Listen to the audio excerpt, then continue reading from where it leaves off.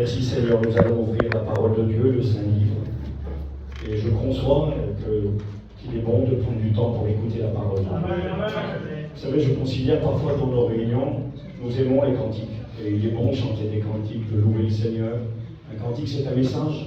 Un cantique peut parler à quelqu'un qui ne connaît pas Dieu, peut encourager un chrétien qui passe par la vallée de l'épreuve. Mais Jésus n'a pas dit que sa maison sera une maison de cantiques. C'est une maison de prière, premièrement. Et malheureusement, bien, c'est de plus en plus difficile de trouver de la prière dans les églises. Et c'est aussi une maison où on est enseigné. Parce que Jésus a dit, allez par tout le monde, faites de toutes les nations des disciples et enseignez-le. Donc nous avons besoin de passer du temps autour de la parole pour comprendre la volonté de Dieu et pour comprendre qui est Dieu. Vous savez, je vais vous dire quelque chose, c'est une réalité. Avons-nous besoin de la Bible pour croire en Dieu? Écoutez, la réponse, elle est non. On n'a pas besoin de la Bible pour croire en Dieu. Non, pas du tout. C'est marqué dans l'Épître aux Romains, au chapitre 1er, que lorsqu'on considère la création dans son ouvrage, on est obligé d'arriver à la conclusion qu'il y a un créateur. Et il est écrit, et ils sont donc inexcusables. Parce que si l'on ne cherche pas Dieu et qu'on est conscient qu'il y a un créateur, on est coupable. Tu vas dans le fond de l'Amazonie, là-bas, des gens qui n'ont jamais eu aucun contact avec la société, ou quasi aucun, ils croient en Dieu. Tu vas au fin fond de l'Afrique, dans des endroits retirés, on croit en Dieu. Et dans le monde entier, il y a cette foi dans une entité supérieure, un Dieu qui est au-dessus des hommes. On lui donne toutes sortes de noms, donc de croire en Dieu, ce n'est pas un problème. On n'a pas besoin de la Bible pour croire en Dieu. Mais écoutez-moi bien, de savoir qui est Dieu, qui il est, sans la Bible, c'est pas possible. Vous comprenez? Sans la Bible, on ne peut pas savoir qui est Dieu. Que veut Dieu? Qui est Dieu? Quels sont ses désirs? Quels sont ses projets? Sans la Bible, ce n'est pas possible. Et c'est pourquoi eh bien, Dieu nous a donné cette parole pour nous éclairer, pour nous instruire. Quelqu'un disait un jour, Dieu c'est comme un caddie de magasin. Chacun a son caddie, chacun met ce qu'il veut à l'intérieur. On va faire ses courses, on met des patates, des tomates, des bouteilles d'eau, de la lessive, si vous voulez. Et puis excusez-moi, Dieu n'est pas un caddie de magasin. On ne met pas ce qu'on veut à l'intérieur. Ce qu'il y a à l'intérieur, c'est la Bible qui nous révèle. Et nous avons besoin de la Bible pour apprendre à connaître qui est Dieu. Et ce soir, je vais essayer de mettre en lumière une vérité concernant Dieu. Une vérité qui, je le sais, ne fait pas l'unanimité. Je sais, certains sont mécontents, d'autres ne sont pas d'accord. Vous savez, parfois on veut projeter nos idées sur Dieu. Mais ce que l'on pense de Dieu, c'est une chose, mais ce que la Bible nous révèle de Dieu, c'est ça qui compte. Parce que sinon, c'est ta croyance. Toutes les religions ont une idée, même dans les dénominations chrétiennes, il y a parfois des convictions, des enseignements qui divergent, qui sont différents, mais en réalité, ce qui prime pour nous, c'est ce qui est écrit dans ce livre qui est la Bible. Ce que pensent les gens. Je me souviens aux écoles bibliques, parfois bien maladroitement, pas malhonnêtement, mais maladroitement, interroger nos professeurs, en particulier Jimmy, notre ancien, et lui poser des questions. Frère Jimmy, qu'est-ce que tu penses de ça? C'est notre manière à nous de parler, ça. Quand tu veux avoir une opinion, essayer de comprendre qu'est-ce que quelqu'un, comment la personne voit la chose en face de toi, tu dis, qu'est-ce que tu en penses? Et moi, je me rappelle de demander à Jimmy, frère Jimmy, qu'est-ce que tu penses de tel passage, de tel verset? Et tout le temps, l'ancien répondait, mon garçon, ce que je pense, ça ne compte pas. Ce qui compte, c'est ce qui est écrit dans ce livre. Ce que l'on pense, on peut en parler. Mais à la finalité, si ça crée un conflit, on le met dans sa poche, ce que l'on pense. Par contre, ce qui est écrit, on ne discute pas, on l'accepte. Amen. Donc voilà, j'aimerais vous lire la Bible. Nous allons lire ensemble dans l'Épître aux Hébreux, au chapitre 3, pour ceux qui ont la Bible et qui veulent lire avec moi. Épître aux Hébreux, nous allons commencer donc au chapitre 3, à partir du verset 15. Donc, nous allons lire le verset 15. Est-ce qu'on lit après? On verra. Verset 15 toujours. Et puis on va aller jusqu'au chapitre 4, verset 2. C'est pas très long. Je vous lis la Bible. Car nous sommes devenus participants de Christ, pourvu que nous retenions fermement jusqu'à la fin l'assurance que nous avions au commencement. Pendant qu'il est dit, aujourd'hui, si vous entendez sa voix, n'endurcissez pas vos cœurs, comme lors de la révolte. La révolte dont il s'agit, c'est lorsque le peuple d'Israël, arrivé aux portes de Canaan, a refusé d'entrer dans le pays promis. Ils se sont révoltés, ils ont eu peur parce qu'on leur a dit que dans le pays de la promesse Canaan, il y avait des géants et que si on rentrait dans ce pays, le peuple allait être massacré. Alors ils ont murmuré contre Moïse, murmuré contre Dieu, ils se sont révoltés, rebellés, ils ont dit on n'y va pas. Pourtant Dieu avait dit allez-y, je vous le donne. Mais eux ont dit aujourd'hui, ils ont dit on n'y va pas. Et le lendemain, ils se sont réveillés. Après avoir réfléchi, Moïse avait intercédé parce que Dieu voulait les punir. Et le lendemain, ils ont dit, bon ben, ok, aujourd'hui on est décidé, aujourd'hui c'est bon, aujourd'hui on y va. Et Dieu a dit le lendemain, non, c'est fini. Vous n'y allez plus. Ils ont dit, mais si Seigneur, on veut y aller, on veut le pays de la promesse. Dieu a dit, non, c'est fini. Hier c'était vrai, aujourd'hui c'est fini. Et le lendemain, ils ont dit, on y va quand même. Moïse a dit, allez-y, moi je ne suis pas. Ils sont entrés dans le pays de la promesse, ils ont essayé d'y aller, ils se sont fait massacrer. Des milliers de morts, ils ont rebroussé chemin et ils sont tous morts dans le désert. 600 000 hommes de plus de 20 ans avaient quitté le pays d'Égypte, seulement 2, Josué et Caleb sur 600 000, tous les autres sont morts dans le désert. C'est terrible, aujourd'hui c'était possible pour les 600 000 d'entrer dans le pays promis. Le lendemain, c'était fini. J'aimerais vous dire que Dieu est Dieu. Et si vous avez l'opportunité et le privilège ce soir d'écouter sa voix, prenez en compte le fait que vous êtes des privilégiés. Peut-être que vous ne le réalisez pas, du privilège que vous avez.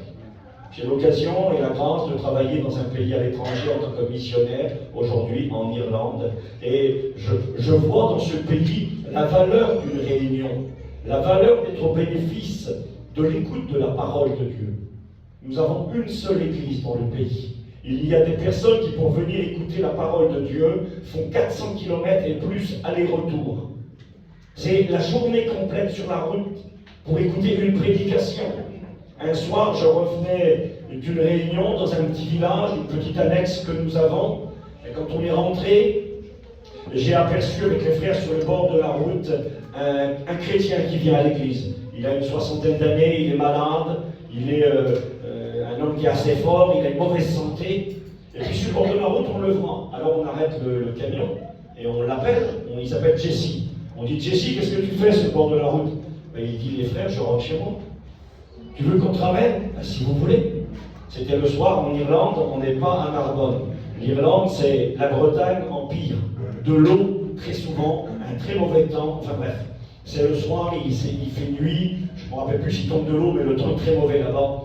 Et donc on lui dit, tu montes? Il dit, bien sûr, il monte avec nous. Et alors le frère qui conduit le minibus, on avance, et on lui dit, dis-nous la route, Jesse, dis-nous. Alors il disait, tout droit. Bon d'accord, tout droit. On a commencé à avancer, on a fait 200-300 mètres, 500 mètres. Alors, il y a loin encore, on avance? Oui, tout droit. Et je vous dis la vérité, vous savez que c'est vrai, j'aurais rien à gagner à dire des bêtises. Je ne me rappelle plus exactement si c'est 10 km, 15 km ou 20 km qu'on a fait. Il rentrait chez lui à pied. Il était venu écouter la parole de Dieu. Alors ce soir, nous sommes des privilégiés. Dieu nous parle, mais écoutez-moi bien. Qui dit privilège, dit responsabilité. Beaucoup voudraient devenir un roi, devenir des gens importants. Qui dit privilège, dit responsabilité. Dieu t'a parlé, tu es redevable. Dieu dit, on demandera beaucoup à ceux qui ont reçu beaucoup. Et nous sommes au nombre de ceux qui reçoivent beaucoup. Nous avons beaucoup de moyens. Nous avons des réunions, nous avons des églises. Aujourd'hui, avec les moyens modernes, nous pouvons, avec un téléphone, écouter un prédicateur qui prêche à divers endroits. Nous avons plein de moyens. Et là, il est écrit ceci. Dieu avait parlé au peuple. Ils ont endurci leur cœur. Ils se sont moqués de Dieu. Ils ont méprisé la parole de Dieu. Le lendemain, c'était fini. Et vous savez ce que je crois? Je crois qu'il est possible, et je vais vous le montrer avec la Bible ce soir, qu'un soir peut être le dernier soir. Ça ne veut pas dire forcément que tu vas mourir demain, mais ça peut être ton dernier soir. Il y a un moment où Dieu te parlera pour la dernière fois. Et que si tu ne prends pas en considération le mot de Dieu, l'appel de Dieu, et que tu méprises la parole de Dieu, ben à un moment donné, Dieu peut dire stop, c'est fini. Et je vais vous montrer ce soir avec la Bible. La question m'a été posée au séminaire par peut-être au moins un, mais peut-être deux prédicateurs. Et hier soir, lorsque j'étais à Perpignan, la question est revenue sur le tapis. Dieu peut-il rejeter quelqu'un? Qu'adviendra-t-il des hommes et des femmes qui resteront sur la terre lorsque Jésus, conformément à sa parole, reviendra et premièrement enlèvera les chrétiens à sa rencontre? Nous connaissons le verset, je pense, pour beaucoup d'entre nous, où il est enseigné qu'à la fin des temps, le Christ Jésus reviendrait. Jésus l'a dit 20 fois, 319 versets dans le Nouveau Testament enseignent que Jésus reviendra, 1520 dans l'Ancien Testament enseignent qu'il reviendra, ça fait beaucoup de versets. Donc c'est une réalité, une certitude biblique, Jésus va revenir. Celui qui est venu sur la terre il y a 2000 ans pour mourir, par amour pour vous et moi, celui qui s'est donné sur la croix de Golgotha, parce que c'était le plan de Dieu, il a plu à Dieu de le briser par la souffrance. C'était la volonté de Dieu. Jésus, dans sa première venue, a accompli 300 prophéties, environ. Il y en a 1820 à accomplir pour son retour. Il va revenir. Et quand il va revenir, il va enlever les chrétiens. C'est un passage que nous aimons particulièrement. 1 Thessaloniciens, chapitre 4, versets 15 à 17. Un signal donné à la voix d'un archange et au son de la trompette de Dieu. Les morts en Christ ressusciteront premièrement, et nous, les vivants qui seront restés, nous partirons avec eux à la rencontre du Seigneur dans les airs, et nous serons toujours avec le Seigneur. Consolez-vous donc les uns les autres par ces paroles. Jésus va revenir et enlever les chrétiens. Jésus l'a dit dans Jean chapitre 14, je m'en vais vous préparer une place, et lorsque je m'en serai allé, et que je vous aurai préparé une place, alors je reviendrai et je vous prendrai avec moi. Je vous prendrai avec moi. C'est l'enlèvement de l'Église. Jésus vient prendre ses enfants. Et nous avons aussi d'autres passages, Matthieu 24, 17, nous dit que deux dans un lit, l'un sera pris, l'autre sera laissé, deux dans un champ, l'un sera pris, l'autre sera laissé, deux femmes à la meule le matin, l'une sera prise, l'autre sera laissée. Il va y avoir le grand tri très bientôt. Certains vont partir, d'autres resteront. Et la question qui revient parfois est celle-ci, qu'adviendra-t-il de ceux qui resteront? Est-ce que tout le monde est mort? Est-ce que tout le monde est perdu? Selon les données, les sondages, il semblerait qu'il y aurait aujourd'hui sur Terre presque 1 milliard de chrétiens évangéliques. C'est énorme. Il y avait, il y a quelques années en arrière, une quinzaine d'années peut-être, il y avait 700 millions de chrétiens évangéliques. Donc je pense et je présume qu'aujourd'hui, le mouvement évangélique est le mouvement qui avance le plus vite dans le monde.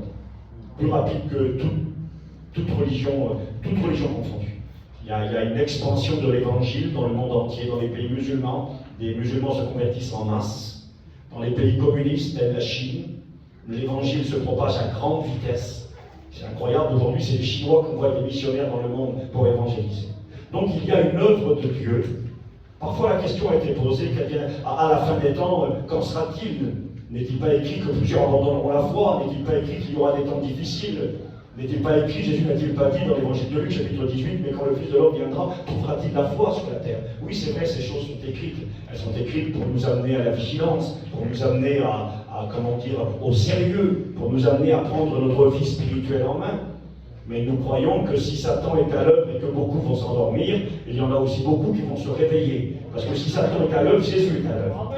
Si Satan a juré notre perte, Jésus a juré de nous sauver. Il est mort à la croix de Golgotha, il a prouvé son grand amour pour nous, et aujourd'hui encore, il continue à œuvrer, afin de nous préparer pour que nous soyons prêts quand la trompette retentira et que nous partions à la rencontre du Seigneur. Mais néanmoins, il y aura bien plus de personnes qui resteront que de personnes qui partiront. Dans l'évangile de Luc, chapitre 13, la question est posée à Jésus. Y a-t-il que peu de gens qui soient sauvés? Et Jésus de répondre. Efforcez-vous d'entrer par la porte étroite, car étroite est la porte, resserrez le chemin qui mène à la vie. Et Jésus a précisé, et il y en a peu qui le trouvent. Donc c'est vrai, proportionnellement, supposons que, je ne crois pas que dans le milliard, le 800 millions, 900 millions de chrétiens évangéliques, que tout le monde soit forcément prêt. Je pense quand même qu'il y a plusieurs millions d'individus qui sont prêts aujourd'hui à rencontrer le Christ. D'accord. Mais supposons combien même il y aurait 1 milliard. Je ne crois pas qu'il y ait 1 milliard. Enfin bref, supposons que. Ça veut dire qu'il y a 7 milliards de gens qui vont rester.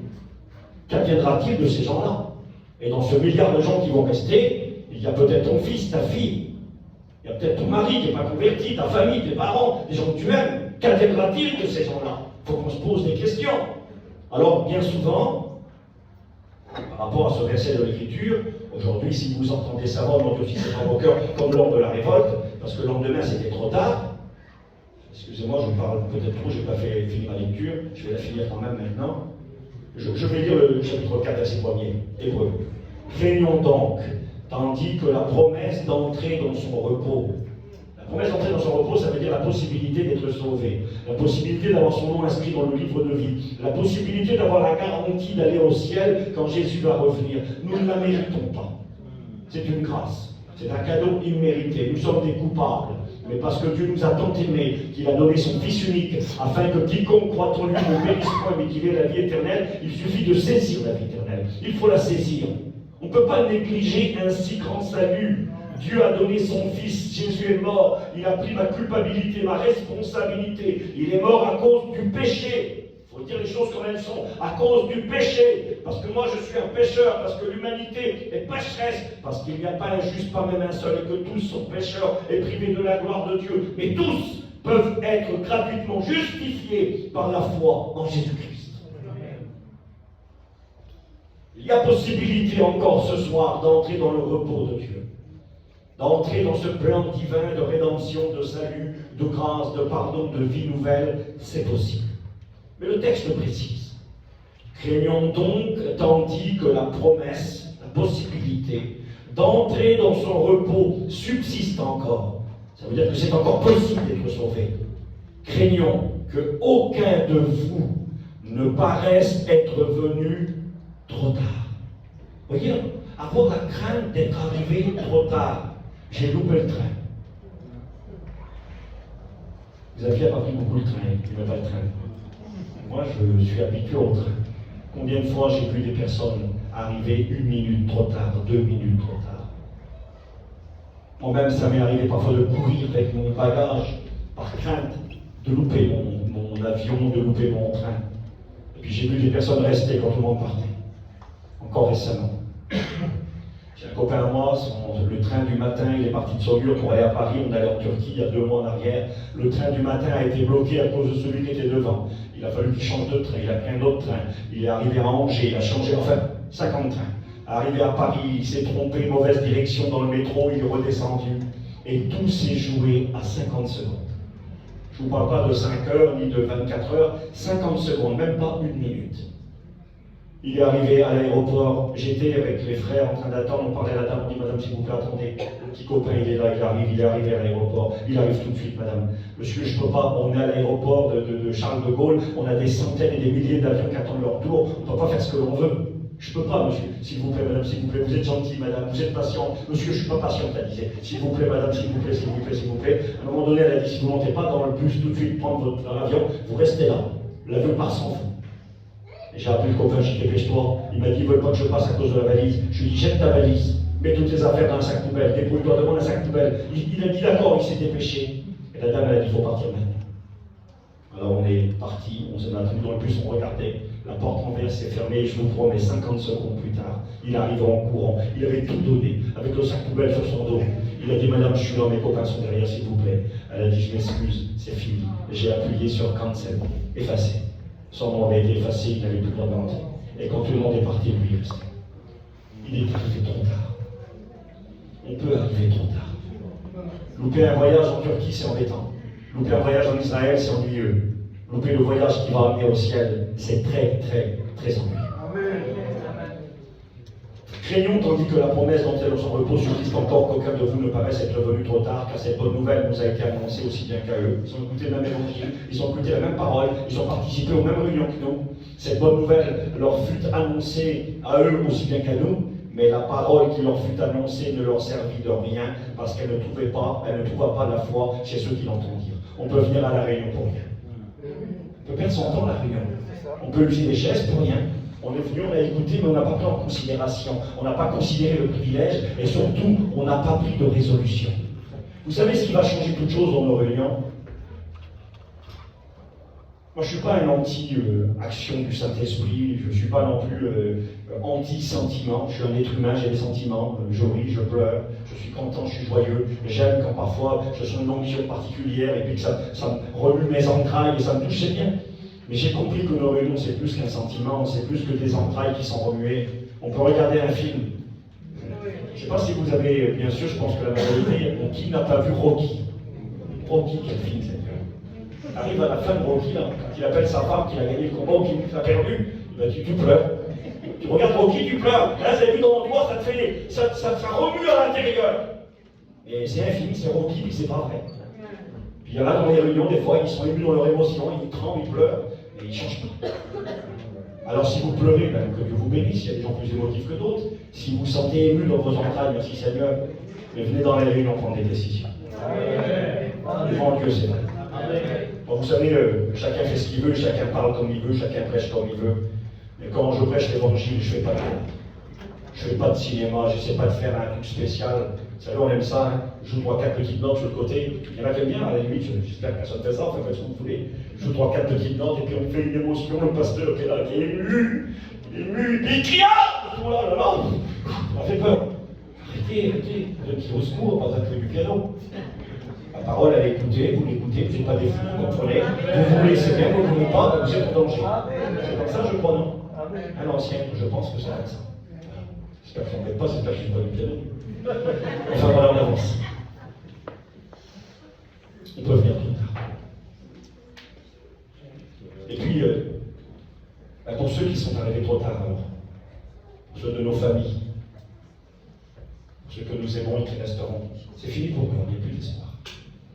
Il y a un petit pasteur qui m'a dit, un copain, là, les jours passés au séminaire, il m'a dit, frère Antel, il nous a interdit de dire ce qui allait arriver à ceux qui resteraient après. Il parlait d'un des responsables de la mission. Je ne sais pas qui a écouté ça, je ne sais pas certainement, puisqu'il a dit c'est certainement vrai. Moi, je n'ai jamais écouté ça. Moi, dans la mission, on ne m'a jamais interdit de prêcher quoi que ce soit. Du moment que c'est dans la Bible, on peut prêcher toute la Bible. Paillon disait, nous voulons la Bible tout entière et le Christ tout entier. On ne m'a jamais interdit. J'ai écouté des gens qui étaient des fois même hors de la mission. Vous n'avez pas le droit de parler de tel passage, de tel verset. C'est pas vrai. Notre mission, par la grâce de Dieu, n'est pas les meilleurs, mais nous aimons la Bible. La Bible est la seule autorité, et nous voulons la Bible tout entière et le Christ tout entier. Qu'adviendra-t-il de ceux qui resteront? Les milliards d'individus qui resteront sur le carreau, qui auront loupé le rendez-vous. Y aura-t-il, c'est la question, y aura-t-il une possibilité pour ces personnes-là d'obtenir un pardon, d'obtenir une grâce, d'être sauvées, disons-le?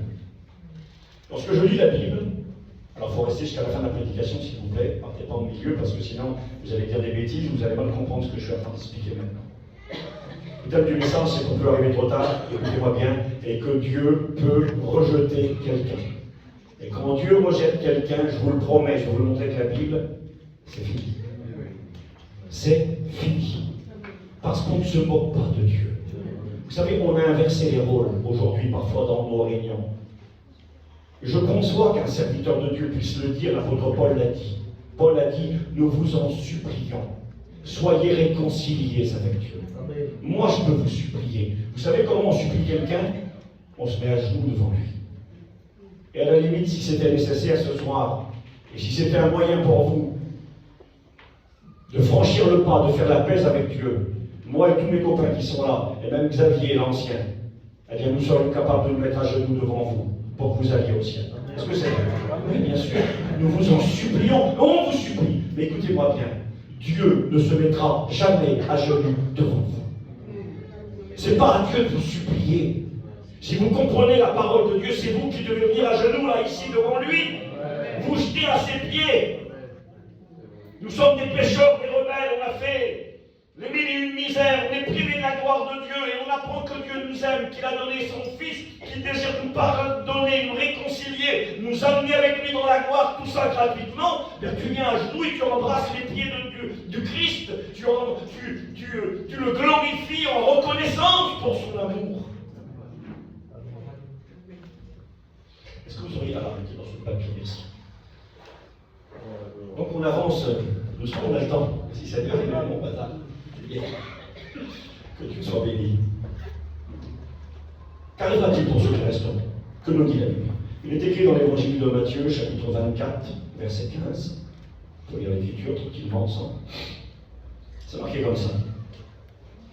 C'est pourquoi, dit le Christ, lorsque vous verrez l'abomination de la désolation dont a parlé le prophète Daniel, établi en lieu saint, que celui qui lit fasse attention.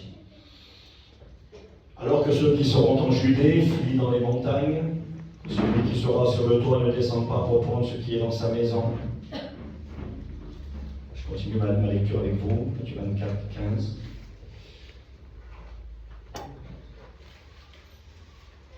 Et que celui qui sera dans les champs ne retourne pas en arrière pour prendre son manteau. Malheur aux femmes qui seront enceintes. Il y a celles qui allaiteront en ces jours-là. Priez pour que votre fuite n'arrive pas en hiver ni un jour de sabbat, car alors la détresse sera tellement grande qu'il n'y en a point eu de pareil depuis le commencement du monde et jusqu'à présent, et qu'il n'y en aura plus jamais.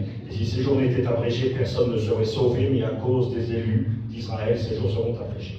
Ce passage nous parle de cette époque terrible qui va s'en venir sur le monde, lorsque la colère de Dieu se manifestera. Vous savez, Dieu est plein de patience, il est plein de bonté, mais il est quand même précisé que s'il est long à la colère et qu'il est plein de miséricorde, eh bien la colère de Dieu, elle existe. La Bible nous parle d'un jour qui s'appelle le jour de la colère, le jour de l'Éternel, le jour du Seigneur. Il est écrit que ce sera un jour de désolation, un jour de jugement, un jour de pleurs, un jour de guerre, un jour de souffrance. Et Jésus a résumé aussi ce jour. Il a dit, ce sera une époque de détresse telle que le monde n'en a jamais connue et n'en connaîtra plus jamais. Il va y avoir, nous ne sommes pas des gens négatifs ni pessimistes, on n'est pas là pour faire peur à personne, mais on dit la vérité conformément aux Écritures. L'avenir pour le monde est très très sombre. Aujourd'hui, de toute façon, c'est une réalité. À moins d'être un extraterrestre ou un fou, ou à moins de ne pas s'attarder à ce qui se passe un peu autour de nous, l'avenir du monde est sombre. Les gens ont peur. Les gens ont peur. Je le disais il y a quelques jours en arrière encore, eh bien, nous allons recevoir dans les jours qui viennent, dans nos boîtes aux lettres, un petit document qui sera des consignes qui viennent du gouvernement afin de nous préparer à une guerre. Afin d'avoir des consignes, on va vous demander d'avoir un kit de survie à la maison. On va vous demander de prendre, avec ça vous êtes vraiment tranquille. Il faudra prendre 6 litres d'eau, 10 boîtes de conserve, une petite pile pour s'éclairer et des piles pour alimenter. Alors là, vous êtes sauvés. N'oubliez pas de prendre de l'eau et des 10 boîtes de conserve. Quelle folie. Mais néanmoins, quand même, préparer la population à la possibilité d'un chaos, d'une grande crise, d'une catastrophe, d'une guerre mondiale et d'une guerre nucléaire. Cette démarche a déjà été faite en Finlande, en Suède. On a distribué à la population des documents pour les préparer à la guerre, leur donner des consignes, ce qu'il faut faire si la guerre éclate. Et puis d'abord, en Allemagne, on est en train de recenser les bunkers pour avoir des abris en cas d'attaque nucléaire. Donc le monde se prépare à l'échéance. C'est la course à l'armement en Europe, je ne sais pas si vous le savez. L'Europe a mis sur la table, il semblerait qu'on est en déficit de partout. Il prépare 800 milliards de budget pour acheter des armes.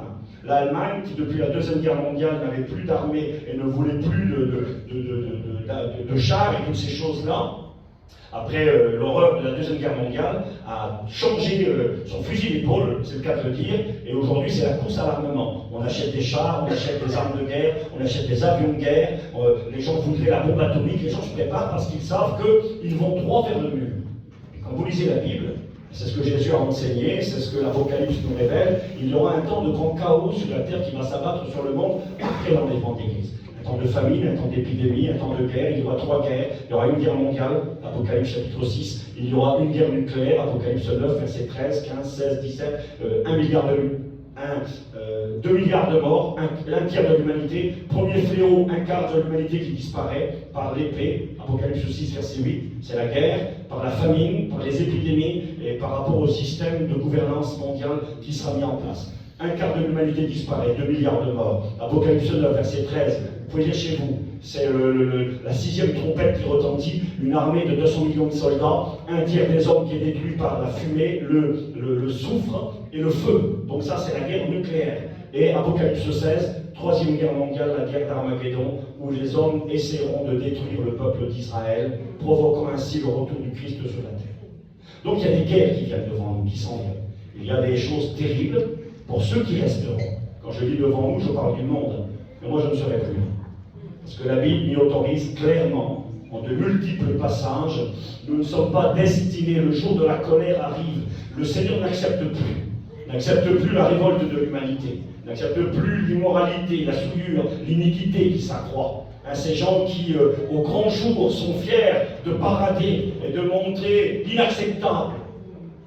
Le défi lancé à Dieu, le mépris de Dieu, le rejet de la parole de Dieu. Les hommes sont fiers, ni Dieu ni maître. On rejette Dieu, et dans ce monde on révolte contre Dieu. S'accomplit ainsi le psaume 2. Les nations de la terre et leurs princes se sont ligués contre l'Éternel et contre le Christ. Et celui qui est dans le ciel est assis sur son trône, il se rit et il se moque d'eux. La colère de Dieu va éclater. L'apôtre Paul avait prêché déjà ce message aussi, bien sûr.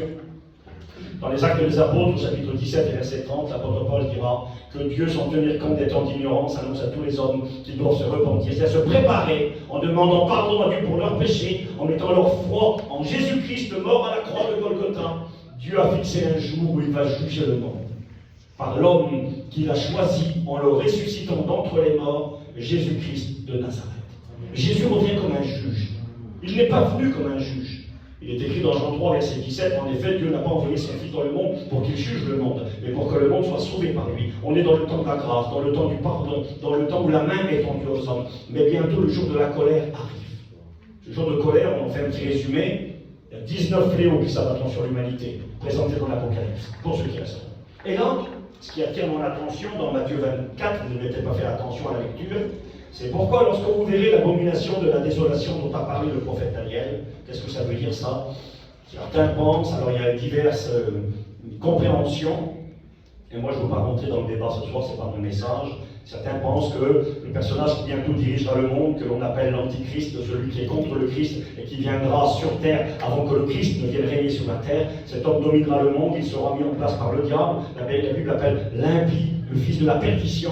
C'est Satan qui le mettra en place. Il sera le représentant du diable sur la terre. Si Jésus est le Fils de Dieu, représentant de Dieu, Jésus a dit celui qui m'a vu a vu le Père. Jésus est l'égal du Père. Eh bien, l'Antéchrist sera le représentant du diable sur terre. Il dominera les hommes. Et puis, il semblerait, selon les Écritures, qu'il ira à Jérusalem, dans l'endroit où il y avait le temple, dans le lieu très saint, et il se proclamera lui-même Dieu. Cette prophétie que Jésus cite de Daniel a déjà eu son accomplissement une première fois. Un roi qui s'appelait Antiochus Épiphane est rentré un jour dans le temple à Jérusalem, il a sacrifié un cochon pour blasphémer contre Dieu. Là où il y avait le temple de l'Éternel, il est entré dans le temple, il s'est proclamé lui-même Dieu, il avait mis une statue à son effigie, à sa gloire, et c'était une abomination. Mais Jésus nous en parle comme quelque chose qui doit arriver encore plus tard. Alors, je ne sais pas, bon, je donne ça pour ceux que ça intéresse. Je sais que dans notre mission, nos responsables avaient parfois des compréhensions, des enseignements avec des nuances pour nous faire comprendre. Je me souviens que le COSEC disait l'abomination dans le lieu saint dont Christ a parlé.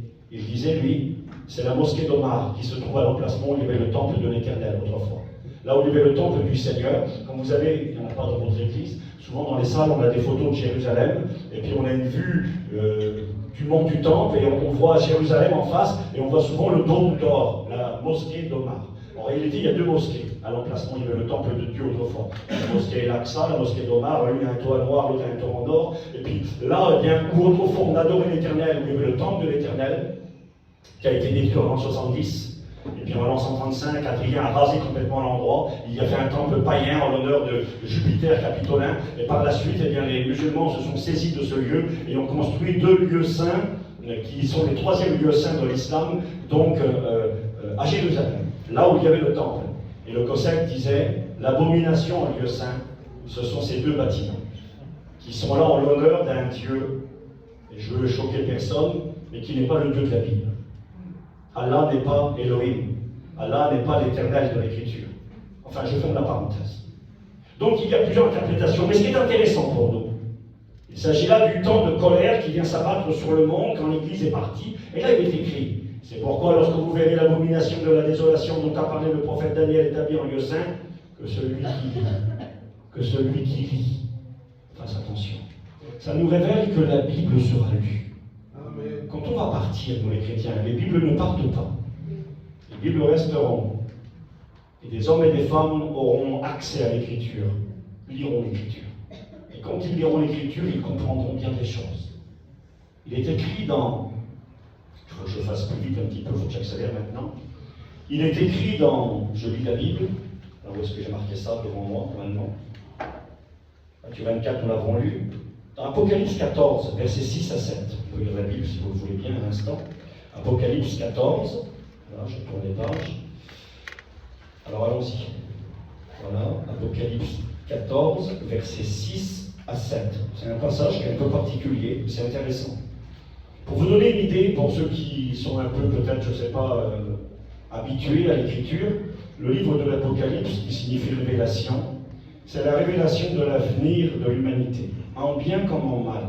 Dans l'Apocalypse, il n'y a pas de mauvaises choses, bien au contraire, c'est ce que j'expliquais au séminaire l'autre jour. Dans l'Apocalypse, tout dépend de quel côté tu es. Si tu es du côté des sauvés, des enfants de Dieu, de ceux qui ont dit oui à Jésus, qui ont fait la paix avec Dieu, quand tu lis l'Apocalypse, tu vois des bonnes choses. Il est écrit 7 fois heureux dans l'Apocalypse. Heureux celui qui lit, qui entend et qui garde. Heureux les morts qui meurent dans le Seigneur. Heureux celui qui veille. Heureux celui qui participe aux noces de l'agneau. Donc il y a beaucoup de heureux. Heureux celui dont le nom est inscrit dans le livre de vie, qui pourra rentrer dans les portes de la ville. Il y a beaucoup de heureux.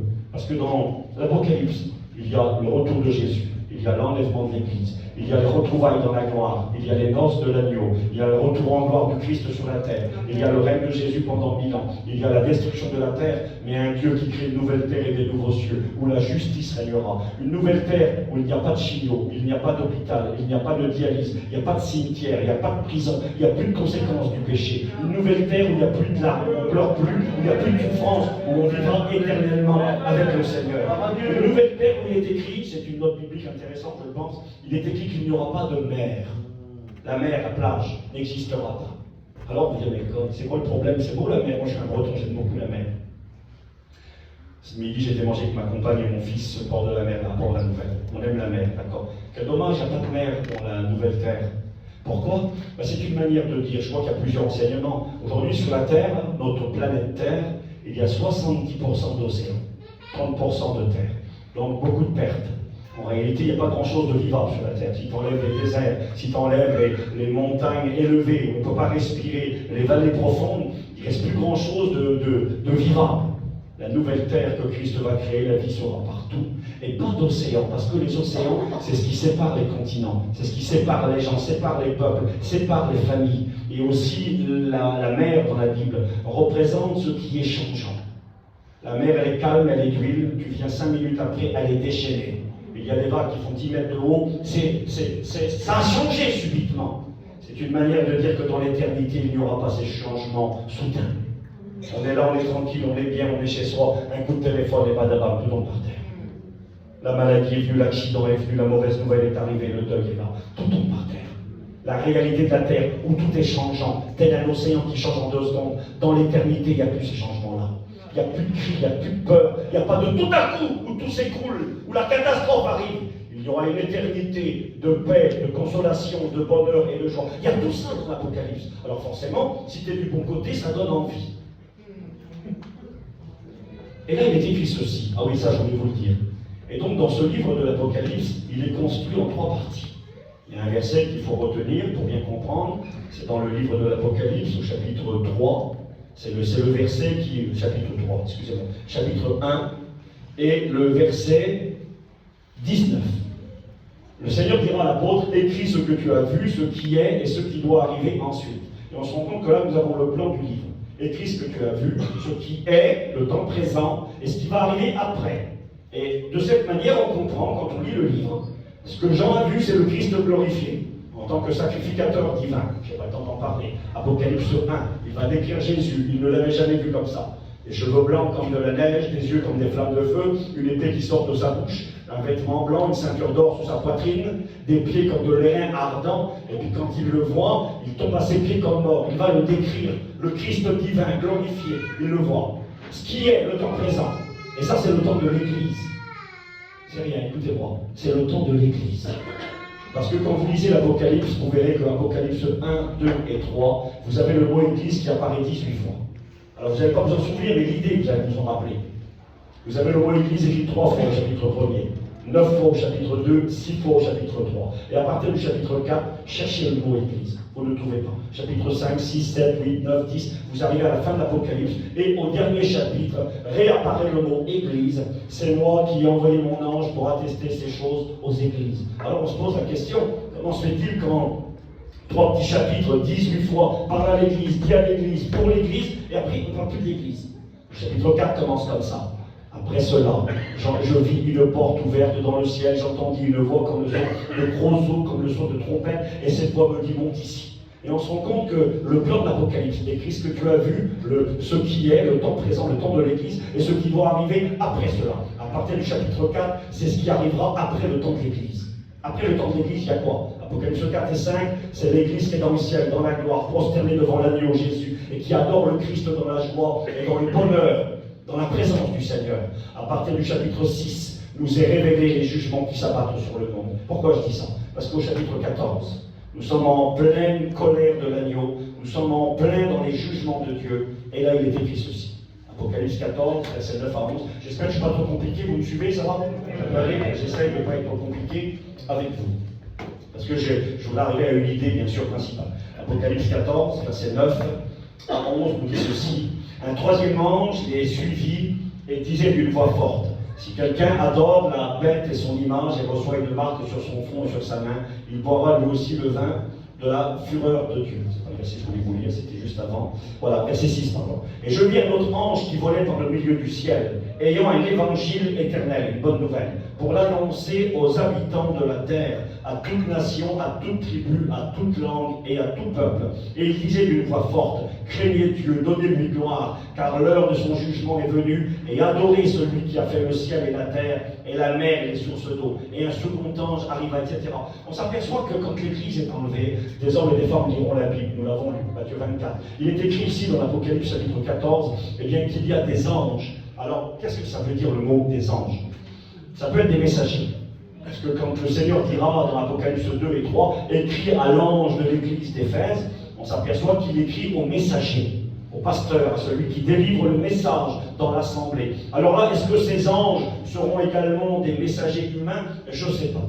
Est-ce que c'est des anges qui viennent du ciel, des séraphins, des chérubins? Je ne sais pas. Mais ce qui est écrit, c'est qu'il y a un ange qui, dans le ciel, proclame l'évangile éternel à toutes les nations du monde entier.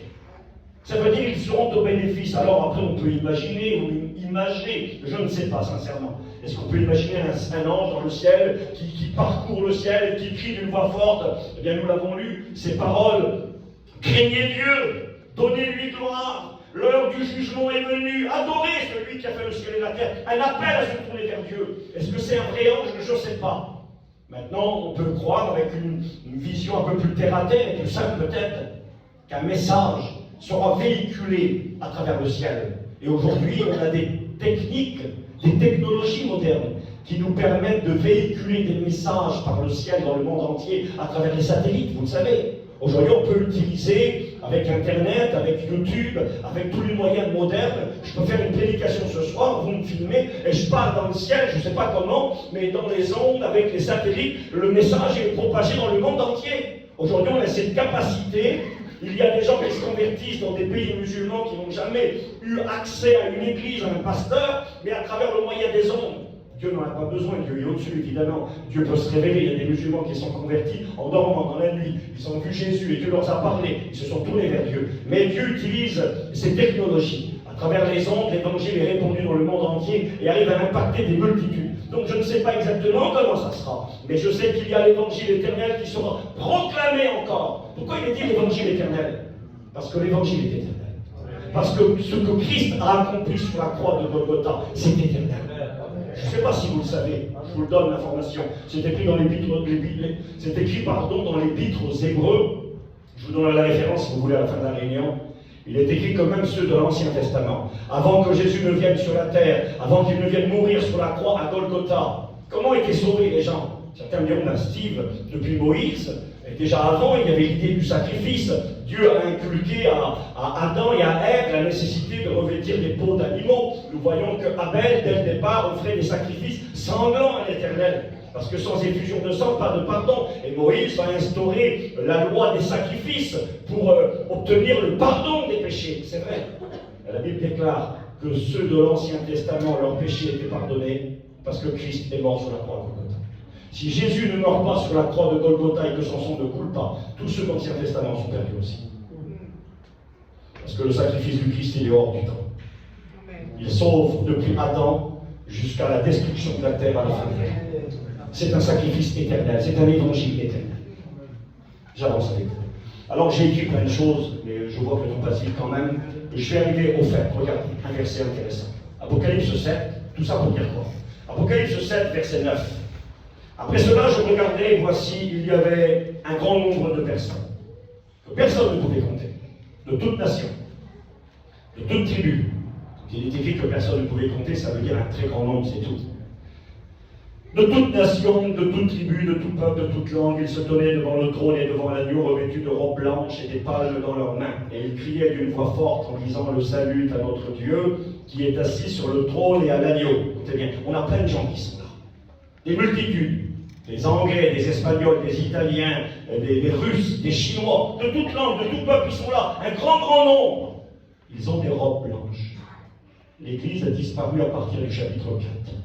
Elle est dans la gloire. Là, on est au chapitre 7. L'Église n'est plus là.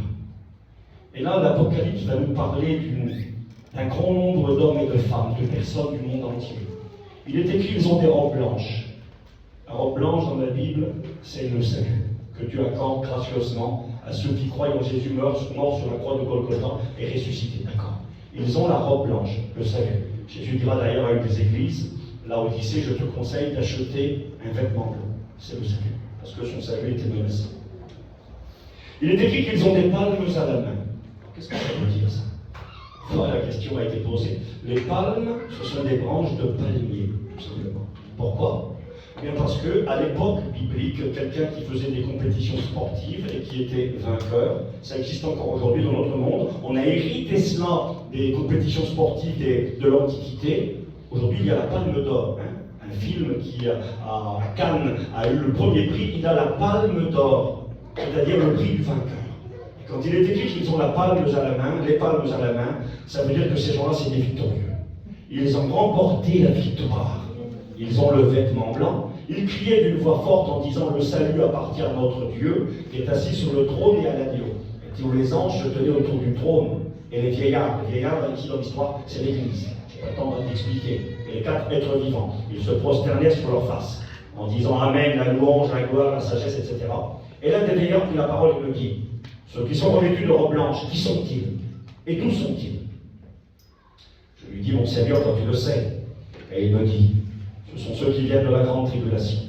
Ils ont lavé leurs robes et ils les ont blanchis dans le sang de l'agneau. Blanchis dans le sang de l'agneau, d'accord. C'est pour cela qu'ils sont devant le trône et le servent nuit et jour, dans le temple. Celui qui est assis sur le trône dressera sa tente sur eux, ils n'auront plus faim. Les gens qui vont connaître très bientôt la faim. Il n'y aura plus de nourriture quasiment sur la terre. La soif, ils n'auront plus faim. Ils n'auront plus soif, le soleil ne les frappera plus, ni aucune chaleur. Car l'agneau qui est au milieu du trône les conduira, les nourrira, les protégera, et il les conduira aux sources des eaux de la vie, et Dieu essuiera toute larme de leurs yeux. Ce que je vais vous dire simplement, à travers ces lectures, et il y en a d'autres, si vous voulez des arguments, je peux vous en donner, il faut rester jusqu'au bout. Je suis convaincu, peut-être que je me trompe, mais c'est ma compréhension des Écritures, à travers différents versets, je n'ai pas le temps de tout vous lire, je vois l'heure qui avance vite, mais la montre n'est quand même pas à l'heure. Je la regarde, mais il ne peut pas être 8h15, c'est pas possible. Il y a un problème là. 9h15. Voilà, d'accord. Mais supposons qu'il serait, non, 9h15. Je crois personnellement, sincèrement et bibliquement parlant, qu'il y aura des hommes et des femmes qui, après l'enlèvement de l'Église, se tourneront vers le Christ, seront blanchis dans le sang de l'agneau, se repentiront, liront la Bible, seront informés de l'évangile éternel et seront sauvés. Certains vont dire: Steve, on me l'a dit l'autre jour, il ne faut pas dire ça parce que ça semblerait qu'il y a 2 retours. Non, il n'y a pas de retour, il y aura un seul enlèvement. Un seul enlèvement. Et je vais vous inviter à travers ce message à tout faire pour ne pas louper cet enlèvement. S'il est vrai que, bibliquement parlant, des hommes et des femmes se tourneront vers Dieu et hériteront de la vie éternelle après l'enlèvement, nous devons comprendre qu'est-ce qui arrivera à ces gens-là. C'est marqué dans la Bible, je vais vous lire quelques versets, brièvement quand même, parce que nous restons sur l'Écriture.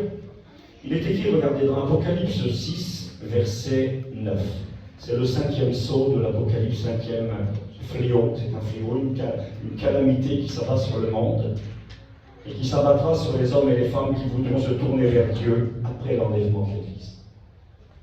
Il est écrit ceci. L'Église est partie depuis le chapitre 4, au départ. Là, il est marqué: quand il ouvrit le 5e sceau, je vis sous l'autel les âmes de ceux qui avaient été immolés. Immolés, c'est sacrifiés, exécutés, mis à mort. Et je vis sous l'autel les âmes de ceux qui avaient été immolés à cause de la parole de Dieu et à cause du témoignage qu'ils avaient rendu. Ils crièrent d'une voix forte en disant « Jusqu'à quand, Maître saint et véritable, tarderas-tu à tirer vengeance ?» Ils demandent la vengeance, ce n'est pas la prière de l'Église. L'Église, représentée par ce diacre à Jérusalem, Étienne, devant la mort, il dit « Père, pardonne-leur, ils ne savent pas ce qu'ils font. » Il fait la même prière que Jésus. Ici, nous avons des hommes qui, après l'enlèvement d'Église et des femmes, vont payer leur foi du prix de leur vie.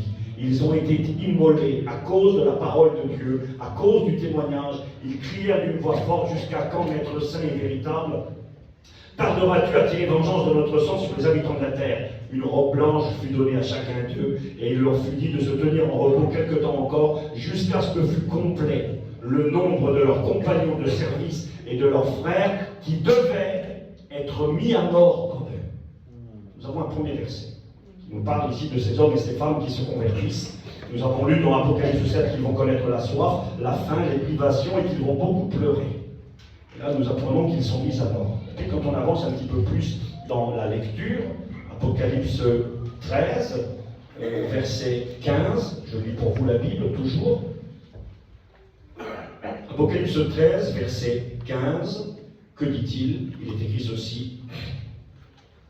Et il lui fut donné d'animer l'image de la bête, afin que l'image de la bête parlât, et elle fit que tous ceux qui n'adoreraient pas l'image de la bête soient tués.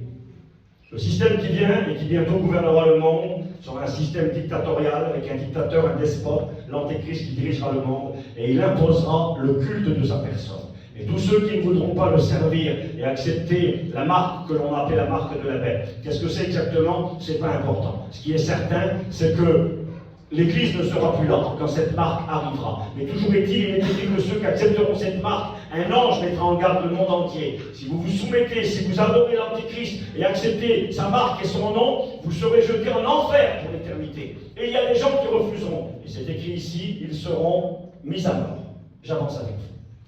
Apocalypse 20, versets 4 et 6. Il est question encore de ces gens-là.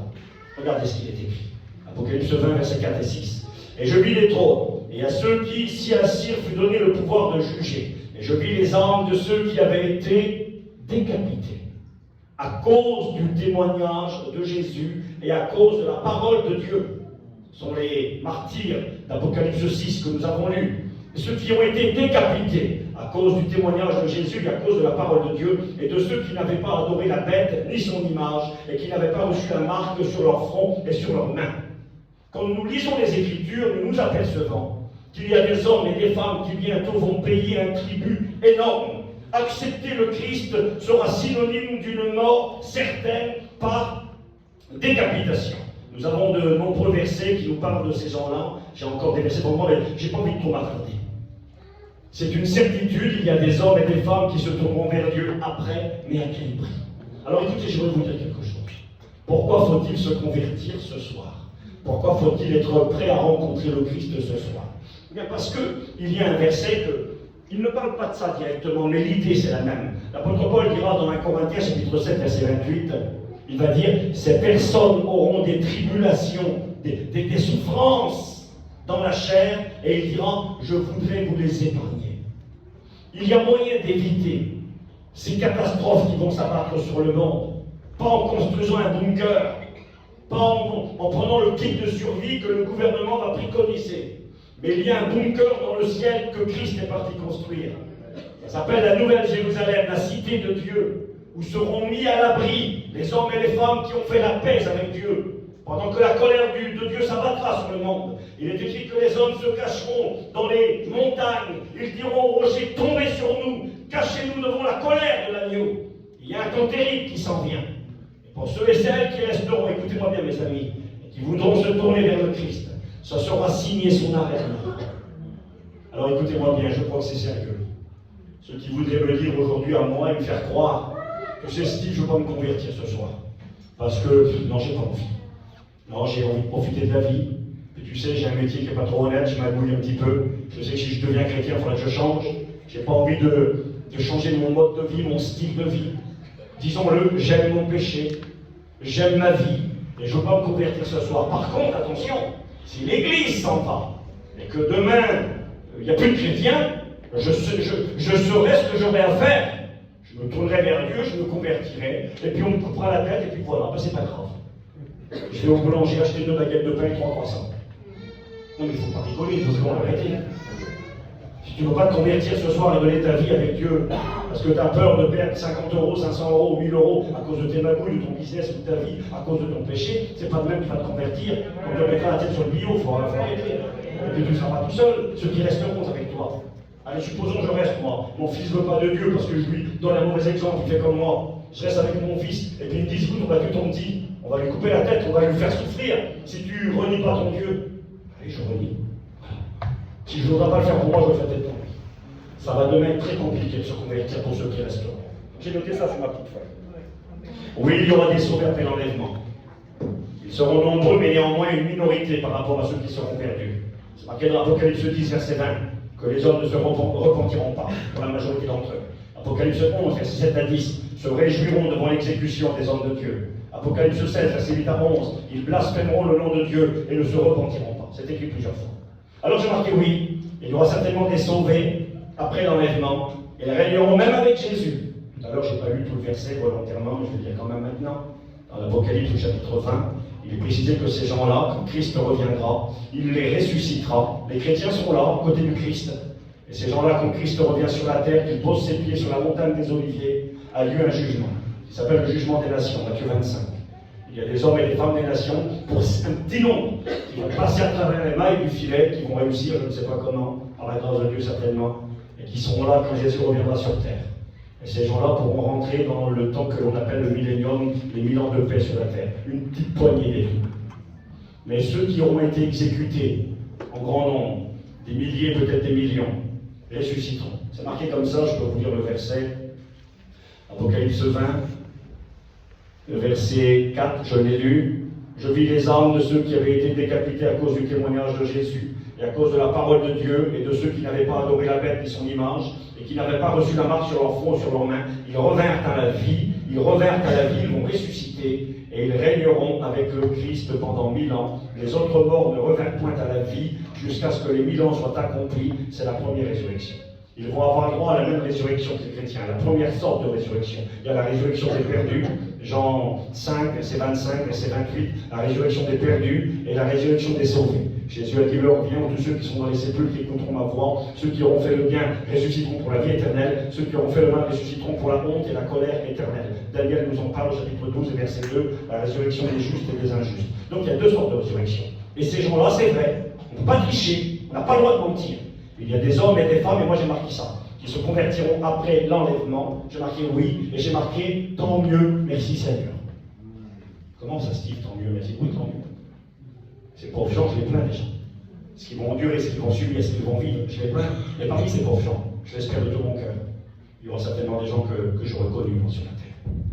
Certainement bien même des gens que j'aurais aimés, qui resteront.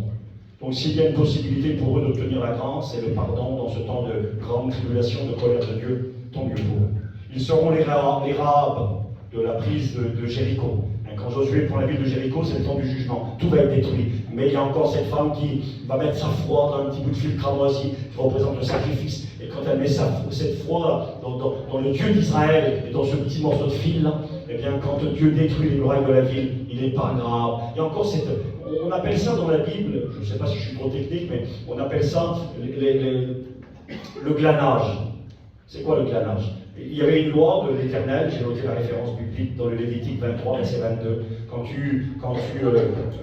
le moment de la moisson venait et que tu devais faucher le blé dans un champ, eh bien, tu fauchais quasiment tout le blé, mais tu devais laisser autour. On appelait ça le glanage. C'est ce qu'on venait récupérer. La moisson avait été faite, le champ avait été moissonné, mais il restait des tours encore à faire. Et là, on glanait, on arrivait après, on ramassait. Eh bien, eux, ça sera le glanage. Ça sera ces hommes et ces femmes. Les Juifs considèrent que le monde est constitué de 3 groupes de personnes. L'un d'entre eux, ils les appellent les tzadikim. Les tzadikim, c'est les justes. Ceux qui sont dignes, ceux qui ont cru, ceux qui aiment Dieu, qui respectent Dieu, qui craignent Dieu et servent Dieu. Les tzadikim. Le deuxième groupe, on les appelle les rakaïm. Donnez le mot rakaïm. Rakaïm. Raka, les méchants. Jésus avait dit qu'il ne fallait pas dire raka à quelqu'un. Les méchants. Il y a des méchants qui n'aiment pas Dieu, qui ne veulent pas de Dieu. Et il y a un troisième nom, qui est intéressant parce que c'est un nom qui existe aussi parmi les gitans. Ma femme, elle a sa famille, c'est la famille Benoni. Ben-Honi, fils de ma douleur, fils de ma souffrance, on les appelle les Bénonim. Les Bénonim, les Juifs disent, ce sont les gens qui ne sont pas ni des méchants ni des justes, mais qui dans le temps du jugement auront la possibilité encore de recevoir la grâce au prix de bien des souffrances et obtiendront le pardon. C'est intéressant. Ça m'a plu quand j'ai découvert ça. Enfin, je passe avec vous. Merci Seigneur, je suis content. Dieu est amour, il ne changera pas, il voudra faire grâce et sauver. Maintenant, il faut réaliser deux petites choses. Si je finis à 10 heures, c'est bien? Allez, d'accord? Prends notre temps, quelques minutes. D'accord. Alors j'avance un peu plus loin. Nous avons arrivé, bon, on n'a pas tout lu, je pourrais vous donner d'autres références, mais l'idée, elle est là. L'Église part, des milliards restent sur la terre, et nous l'avons vu, des hommes et des femmes qui vont prendre position. Alors je vais dire quelque chose maintenant, parce que c'est important. Certains prétendent que nous disons qu'il y aurait possibilité d'être sauvés en dehors de la foi en Jésus. Certains prétendent que nous disons qu'après l'enlèvement, des hommes et des femmes seront sauvés au prix de leur vie, parce que leur sang va couler. Faux. Jamais. Ils ne seront pas sauvés parce qu'ils vont mourir. Aujourd'hui, il y a des chrétiens qui sont mis à mort dans certains pays musulmans intégristes. Il y a des chrétiens qui sont mis à mort dans des pays communistes, qui sont mis à mort. Ils ne sont pas sauvés parce qu'ils sont mis à mort. Ils sont mis à mort parce qu'ils sont sauvés. Ils sont mis à mort parce qu'ils croient en Jésus. Ce n'est pas le sang des humains qui coule qui sauve. C'est le sang du Fils de Dieu qui a coulé à la croix, qui purifie de tout péché. Donc nous ne disons pas. Ceux et celles qui obtiendront le pardon de leurs péchés après l'enlèvement seront sauvés parce qu'ils vont mourir. Mais nous disons que ces hommes et ces femmes vont mourir parce qu'ils voudront croire en Jésus, le Fils de Dieu. Alors j'ai noté ceci. Pourquoi alors faut-il se convertir ce soir? Steve, tu es en train de tout démolir ce qu'on a construit. Tu es en train de dire aux gens qu'il y a possibilité pour certains de se tourner vers Dieu après l'enlèvement. Pourquoi est-ce qu'on va y faire ce soir? Écoutez-moi tout ça. Il faut que vous vous mettez tout de suite, pendant la prédication, avant la fin de la réunion. Tu sais pourquoi? Je te souhaite que du bonheur et plein de bonnes choses. Tu peux faire un AVC dans 3 secondes. Tu peux faire une crise cardiaque en 3 minutes et mourir dans l'église. Il y a des gens qui sont morts dans des rues. Le premier prédicateur de la mission Mante, s'il est mort en prêchant l'évangile, c'était mon oncle. Il prêchait la parole de Dieu, il est tombé sur le côté, et c'est fini. C'est parti dans le ciel. Un petit garçon, un petit jeune, un petit copain, il avait 19 ans, 21 ans. Il était dans la réunion au mois de septembre, sur un chapiteau. Il est venu chanter son petit cantique, il aimait Jésus, un vrai chrétien. Il chantait son petit cantique, puis il est parti s'asseoir, et pendant la réunion, pendant les chants, sa tête est partie sur le côté. Et il est parti dans le ciel, 21 ans. On a un prédicateur de notre mission, je n'en ai pas trop de détails. Un pasteur était de visite ce soir-là, comme je le suis chez vous ce soir. Et pendant que le pasteur a prêché, le fils du prédicateur âgé de 16 ans, c'est bien jeune, c'est mon petit garçon qui est là. Et le fils du prédicateur ce soir-là faisait la paix avec Dieu. Prenait la décision, le petit pasteur de passage qui était passé, ça avait parlé au cœur du petit jeune homme, il avait compris l'évangile, pourtant il était fils de pasteur. Et ce jour-là, il avait compris. Il a fait la paix avec Dieu. Il est parti se coucher dans son camion, tombé dans le camion. Puis il y a eu un problème avec le chauffage. Et le lendemain matin, quand ils se sont levés, le petit garçon était mort. Alors il faut se convertir ce soir. Parce que sans parler de l'enlèvement et du retour du Christ, je ne suis pas sûr d'être là demain matin. La Bible nous parle, je vous disais chez vous, dans l'évangile de Luc, chapitre 12, verset 20, Jésus dira à un homme qui parle à son âme, et qui dit à son âme, mon âme, mange et bois, et réjouis-toi, tu as des biens pour de nombreuses années, t'es tranquille. Jésus lui dira, insensé, pauvre fou. Aujourd'hui, ton âme te sera redemandée. Est-ce que tu auras ramassé? Alors bien sûr, on ne peut pas vivre et penser constamment à la mort, mais il faut régler le problème de la mort. Pour régler le problème de la mort et être prêt, il faut faire la paix avec Dieu tout de suite. Donc on a mis l'enlèvement de côté pendant quelques instants. Il faut être prêt parce que la terre, on peut la quitter ce soir. D'accord? Deuxièmement, il faut faire la paix avec Dieu tout de suite. Vous savez pourquoi? Parce que même si des hommes et des femmes ne mourraient pas demain et se convertiraient après l'enlèvement, je le répète et je l'ai dit, combien de souffrances. Imaginez un peu la colère de Dieu sur terre, des guerres et des guerres mondiales, le ravage. Il faut regarder ce qui se passe à Gaza aujourd'hui, les vidéos là. Je ne rentre pas si c'est bien, mal, qu'est-ce qu'il en est, je ne parle pas de ce conflit, mais juste des images que je vois. Je vois des gosses qui ont 2 ans, 3 ans, 4 ans, qui n'ont rien à manger, qui crèvent la faim. Je vois des bombes qui explosent. J'ai vu des photos, j'ai eu des photos, des des petits-enfants qui sont morts, des choses qui ont choqué le monde. La guerre, c'est pas tout. Il va y avoir des guerres mondiales. Il va y avoir des camps de la mort, des camps de concentration, des camps d'internement. Il y a des gens qui vont être mis à mort, massacrés, exécutés. La pire époque de l'humanité arrive et vous voulez rester, vous? Je ne sais pas. Il y a possibilité d'éviter tout cela. Comme a dit, vous aurez des tribulations et j'aimerais vous les éviter. Et puis, le dernier point, pour les 25 minutes qui nous restent, Dieu peut rejeter quelqu'un. Il y a un verset qui fait parler de lui et qui nous parle de cette époque qui va venir après l'enlèvement de l'Église. C'est dans 2 Thessaloniciens au chapitre 2. Nous allons le lire ensemble tout de suite, d'accord? 2 Thessaloniciens, chapitre 2, verset 9. Il est question de la venue de l'Antéchrist qui va dominer et diriger le monde après l'enlèvement de l'Église.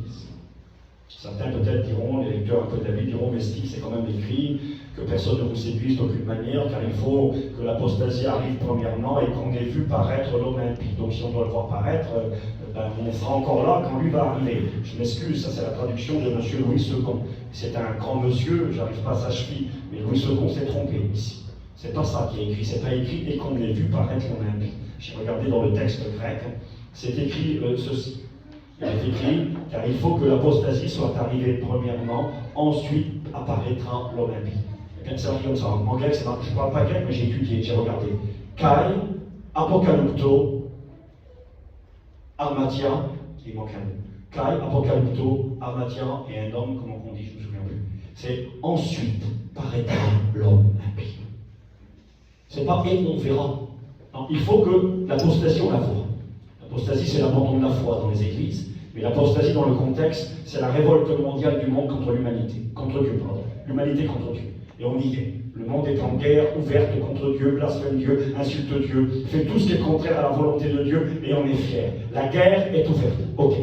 L'apostasie, on y est, c'est une certitude. Dans les églises et dans le monde. Et nous devons être vigilants pour fermer la porte à tout enseignement pernicieux et étranger. D'accord.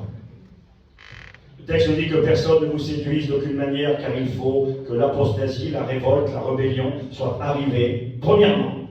Et ça, on le voit. L'Église devait le voir. Parce que les Thessaloniciens croyaient que Jésus était revenu. Paul qui restait tranquille.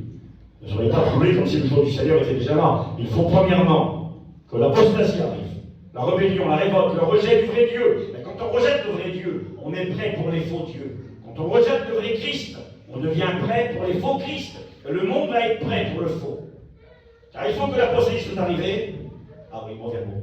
Kai, apocalypto, anthropos, armatia. Anthropos, c'est un homme. Donc, ensuite, parce que le monde va rejeter le vrai, parce que le monde va se révolter contre Dieu, ensuite paraîtra l'homme impie que le Seigneur détruira par le souffle de sa bouche, car vous savez bien vous-même ce qui le retient, pour qu'il ne paraisse qu'en son temps. Mais quand celui qui le retient encore aura disparu, quelqu'un qui bientôt va disparaître, il y a des hommes et des femmes qui bientôt vont disparaître.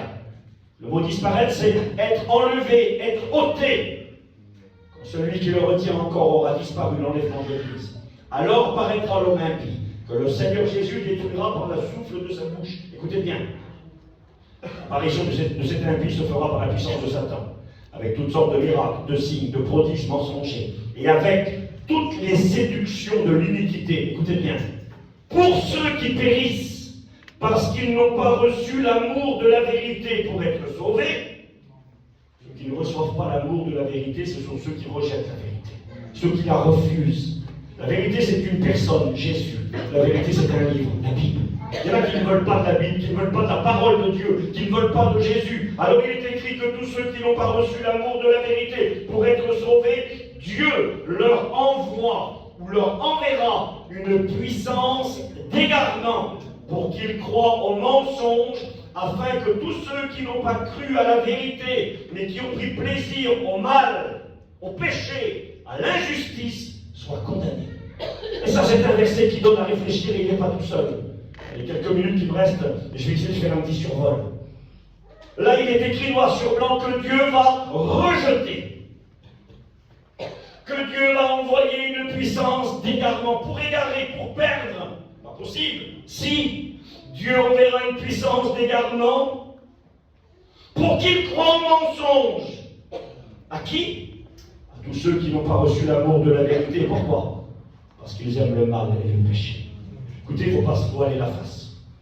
Pourquoi des personnes viennent dans nos réunions depuis des semaines, des mois, des années, écoutent l'évangile, grandissent dans les familles chrétiennes, savent que l'évangile est la vérité, savent que Jésus est la vérité. Aujourd'hui, on a des moyens, on peut étudier les prophéties, on peut voir combien la Bible est digne d'être entièrement reçue dans son entier. Et beaucoup de gens sont convaincus. Vous savez, dans nos réunions, on n'a pas de temps à perdre à convaincre les gens que la Bible est vraie, que Jésus est le Fils de Dieu. La majorité en sont convaincus. Le problème, il est qu'on a beaucoup de nos gens dans nos églises. Ils aiment le péché. Ils aiment leur vie. Ils aiment leur magouille. Ils aiment leur tricherie, leur malhonnêteté. Ils aiment l'impudicité. Ils aiment l'alcool, la drogue, le monde, le mal. Ils aiment les ténèbres, les hommes aveugles. Ils aiment ça. Et ils savent qu'en disant oui à Jésus, il va falloir prendre une position et renoncer, et ils ne veulent pas. Il y en a qui veulent aller au ciel, mais veulent garder le péché. Excusez-moi, c'est pas possible. On ne peut pas aller au ciel si on garde le péché. On ne peut pas aller au ciel. Jésus est venu pour nous sauver, ça veut dire quoi? Pour nous amener au ciel, ça veut dire plus que ça. Il est venu pour nous sauver de nos péchés. Amen. Quand on est sauvé, c'est pas simplement mourir et aller au ciel. Écoutez, je vais vous dire quelque chose. Quelqu'un qui aime le péché, s'il irait au ciel, il serait malheureux dans le ciel. Parce que dans le ciel, il n'y a que de la sainteté. Le chrétien, il aime la sainteté. Il aime la justice, la droiture, la vérité. C'est beau, on aime ça. Quand quelqu'un te dit que tu es un menteur, insultez-moi plutôt, ne me dites pas que je suis un menteur, c'est une insulte pour moi. Je ne suis pas un menteur. J'aime pas le mensonge, j'aime pas la tricherie, la magouille, la malhonnêteté, l'impudicité, l'immoralité. On n'aime pas ça. Nous sommes devenus des agneaux par la grâce de Dieu. Nous ne sommes plus des cochons. Ben oui. Tu mets un cochon dans une petite prairie, tu vas faire la boue, puis tu mets l'agneau dans la boue, ben il pleure. Dans le ciel, il n'y a pas de place pour les cochons. Amen. Amen. Dieu dit ici que Dieu va envoyer une puissance d'égarement à tous ceux qui auront refusé la vérité, parce qu'ils aiment le mal. Alors regardez ce que j'ai écrit sur ma petite feuille ici. J'ai marqué, c'est une vérité et une règle biblique. Dieu laisse du temps, toujours. Parce que Dieu veut que tous les hommes soient sauvés, 1 Timothée 2, verset 4, et parviennent à la connaissance de la vérité, parce que Dieu aime les hommes, parce que Dieu ne veut pas la mort du pécheur, mais qu'il se repente et qu'il vive. Il est écrit de Pierre chapitre 3, le Seigneur ne tarde pas dans l'accomplissement de sa promesse, comme quelques-uns le croient, mais il use de patience, voulant que tous parviennent à la repentance et soient sauvés. Le Seigneur t'aime. Il te supporte. Il te parle. Il t'attire à la réunion. Tu n'es pas là ce soir parce que tu as voulu venir seulement. Tu es là parce qu'il y a quelqu'un, sans que tu en sois conscient, qui t'a attiré ici. Jésus dira dans Jean 6, verset 37, que personne ne peut venir à lui si le Père qui ne l'a envoyé ne l'attire. Dieu t'a attiré ici. Comment? Avec des cordages d'amour. Parce qu'il t'aime, parce qu'il veut te parler. Ok, d'accord.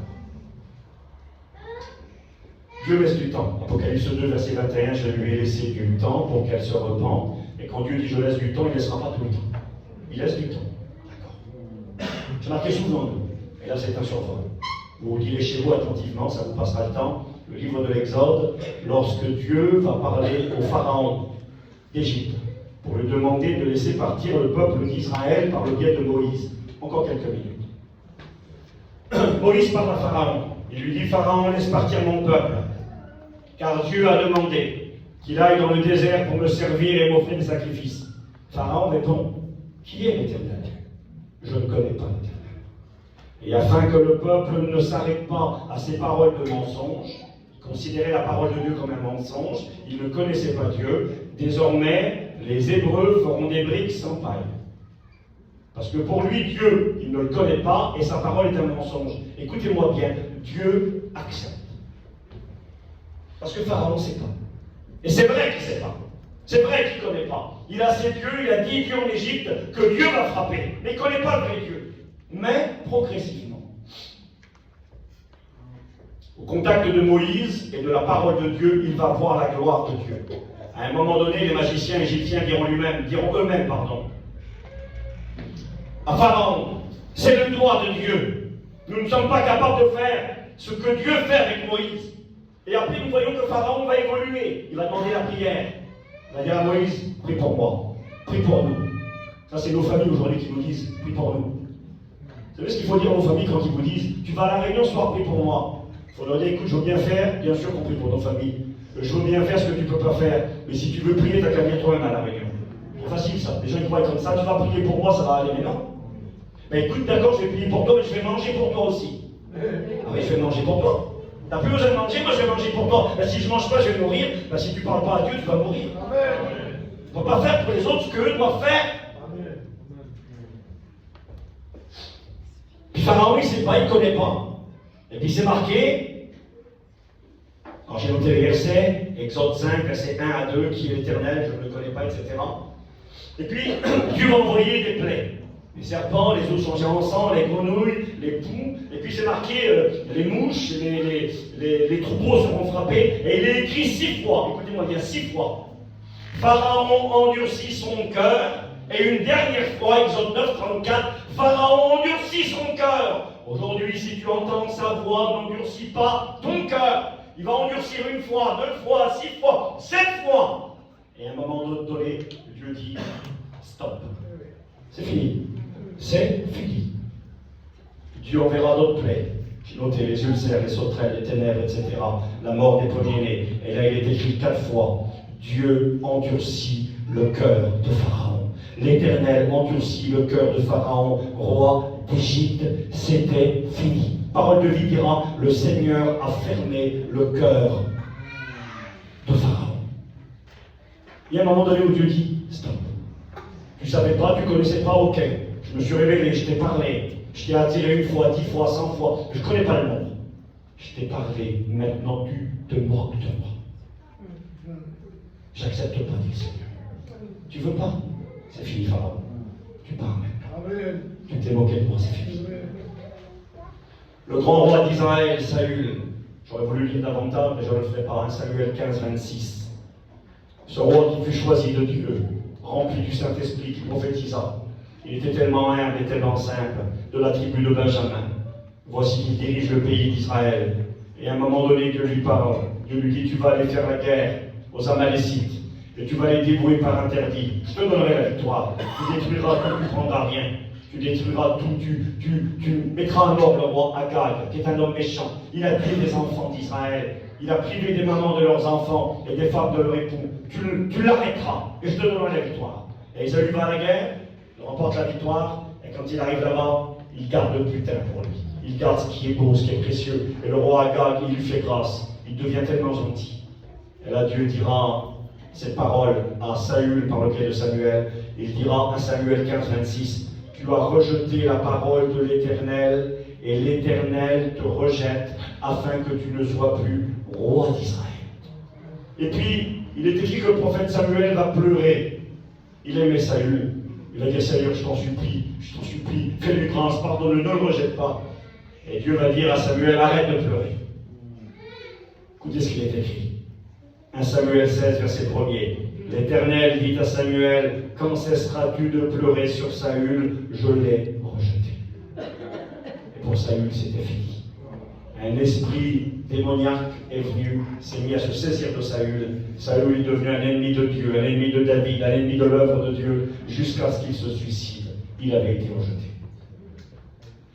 Vous me direz, Steve, t'es bien gentil, Pharaon, Saül, tu nous parles que de passages de l'Ancien Testament. Vous savez, il y a cette idée erronée qui n'est pas vraie, qui est fausse. Il semblerait qu'il y a 2 dieux dans la Bible. Il y a le Dieu de l'Ancien Testament, il est dur, il est méchant, il est cruel, il tue tout le monde. Et il y a le Dieu du Nouveau Testament, il est gentil, il est doux, et il ferme les yeux sur tout, et tout est permis. Vous savez, le Père Noël avec la barbe blanche, c'est pas vrai. Dieu n'est pas un Père Noël avec une barbe blanche. Il s'appelle l'Éternel, il ne change pas. Le Dieu de l'Ancien Testament, il est plein d'amour, il est gentil, il tend la main, il aime les hommes, mais il est saint. Il n'accepte pas qu'on se moque de lui, il peut rejeter. Le Dieu du Nouveau Testament, c'est le même Dieu. Regardez un passage dans le Nouveau Testament, rapidement. Épître aux Hébreux, chapitre 12, verset 15. Alors on y est, avant-Pierre, ici, voilà. Hébreux, chapitre 12, je pense que j'avais bloqué la page, chapitre 12, verset 15 à 17, je lis la Bible. Veillez, faites bien attention à ce que nul ne se prive de la grâce de Dieu, ok? À ce qu'aucune racine d'amertume pousse des rejetons, etc. Et verset 16. Veillez à ce qu'il n'y ait aucun impudique, ni profane.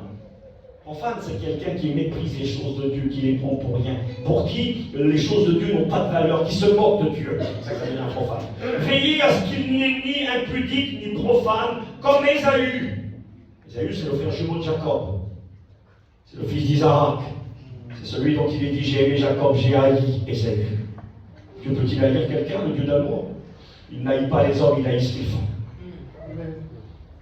À ce qu'il n'y ait ni impudique ni profane comme Ésaü qui pour un mets, un repas, un plat de lentilles, vendit son droit d'aînesse, la bénédiction de Dieu.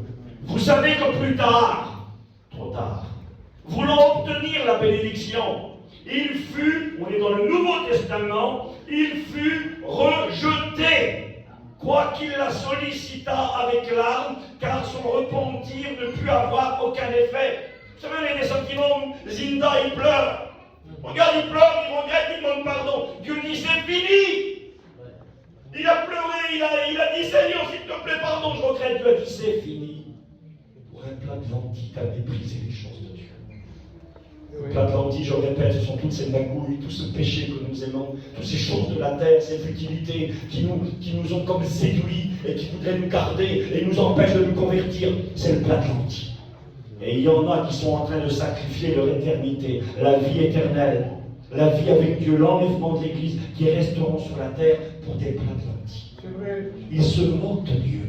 Et ils se disent, oui, mais si l'Église part, mais je connais un peu la Bible, j'avais un jeune dans mon église qui disait cela, son père était chrétien, il avait une petite notion de la Bible, et il disait, moi je ne veux pas me convertir, je suis tout jeune, on verra plus tard, je vais faire ma vie, et puis si l'église s'en va, ça sera bien triste, mais c'est pas grave, je me convertirai après, on me tuera, on me coupera la tête, c'est pas grave. Donc déjà là, c'est de la bêtise et de la rigolade. Mais vous devez prendre conscience qu'on ne peut pas se moquer de Dieu. Et qu'il y a des hommes et des femmes qui, après l'enlèvement, écoutez-moi, j'ai presque fini, qui sont au bénéfice de la connaissance de l'Écriture, qui ont expérimenté l'amour de Dieu, qui ont été touchés par le Saint-Esprit. Le Saint-Esprit les a travaillés, les a convaincus de péché, de justice et de jugement. Écoutez voir ce que je vais vous dire. Xavier pourrait le dire mieux que moi. Je ne dis pas ça par fausse humilité, mais parce qu'il est plus ancien que moi et c'est ça. On a vu des gens, Xavier, dans nos églises, s'approcher de Dieu, être quasiment convertis. Quasiment convertis. Ils n'oubliaient plus une réunion, ils priaient, soyez moi j'ai fini, regardez-moi. Ils priaient, ils étaient là assidus, ils venaient même au culte le dimanche, ils étaient presque baptisés. On dit ça y est, celui-là il plonge dans pas longtemps, il aime le Seigneur, il est prêt. Et ils ont commencé à calculer, à réfléchir, le plat de lentilles, qu'est-ce que je fais? Ils ont commencé à s'éloigner un petit peu. Ça a commencé à louper une réunion et deux réunions. Pourtant ils étaient quasiment convertis, c'était plus les mêmes, ils avaient changé. Ils n'ont pas voulu franchir le pas. Ils sont éloignés. Certains de ces gens aujourd'hui, ils sont des milliards. On ne peut plus leur parler de Dieu. C'est fini, ils n'en veulent plus. Ils n'en veulent plus peut-être parce que Dieu leur a dit, stop, c'est fini. Vous vous êtes moqué de moi. Ésaïe 55, verset 6. Cherchez le Seigneur pendant qu'il se trouve. Invoquez-le tant qu'il est prêt. Il y a des moments où Dieu t'attire, où Dieu te parle. On m'a posé la question. Est-ce qu'on peut se repentir sur son lit de mort 3 secondes avant de mourir? Est-ce que c'est possible? Le bidon sous la croix, est-ce que c'est possible? Oui, c'est possible. Oui, c'est possible. Mais il faut que ça soit produit par l'Esprit de Dieu. Le mot de dire pardon sur le lit de mort ne vous apprend pas aussi. Faut-il avoir le temps de le dire? Déjà, le mot pardon. Ce n'est pas le mot pardon qui sauve. C'est le pardon produit par le Saint-Esprit. Quand le Saint-Esprit convainc un cœur et qu'il te montre ta saleté, ta pourriture, ta souillure, ton temps perdu, et tu dis Seigneur, pardon. Et tu sais, quand tu dis pardon, ça veut dire si je pourrais retourner en arrière, Seigneur. Combien j'aurais une autre vie, j'aurais fait autre chose, je regrette ma vie. Et si tu demandes pardon dans ton cœur, tu sais que si c'était à refaire, tu recommencerais. Ton pardon, c'est ça. Le frère Jimmy chantait un cantique, le président de la mission. Je regarde l'heure, vous inquiétez pas. Le frère Jimmy chantait un cantique. Je ne sais pas si vous le connaissez, si parmi les frères espagnols ou catalans, vous le chantez, ce cantique-là. À la porte d'un cœur, Jésus frappe ce soir. Vous le connaissez, oui? Vous connaissez ce cantique-là? D'abord, je ne peux pas chanter, c'est dommage. À la porte d'un cœur, Jésus frappe ce soir. Au dehors, tout est noir. Et puis le cantique dit ça à un moment donné. Il est des seuils, hélas, le seuil c'est la porte.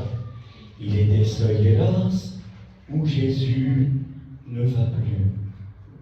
Des cœurs à tout jamais, glacés, fermés, perdus, pour n'avoir pas ouvert à l'appel de sa voix, quand c'était la dernière fois. Il y a des portes où Jésus ne va plus. Il est venu frapper à la porte de ton cœur. Apocalypse 3, verset 20. Je me tiens à la porte et je frappe. Il est venu 1 fois, 10 fois, 100 fois, 1000 fois. Je ne sais pas combien de fois ça lui appartient. Il s'est révélé, il t'a supporté, il t'a pardonné, il t'a convaincu, il t'a béni, il t'a touché, il t'a guéri, il a fait des choses chez toi. Et toi, tu es là, tu continues. Je crois personnellement qu'après l'enlèvement de l'Église, il y aura des hommes et des femmes qui se convertiront. Je ne les envie pas, et je ne voudrais pas faire partie de ces gens-là. On les appelle les martyrs de la grande tribulation. Ils vont payer un prix énorme, ils vont souffrir à un niveau inimaginable. Et je crois que parmi ces gens-là, et j'espère que j'aurai été clair,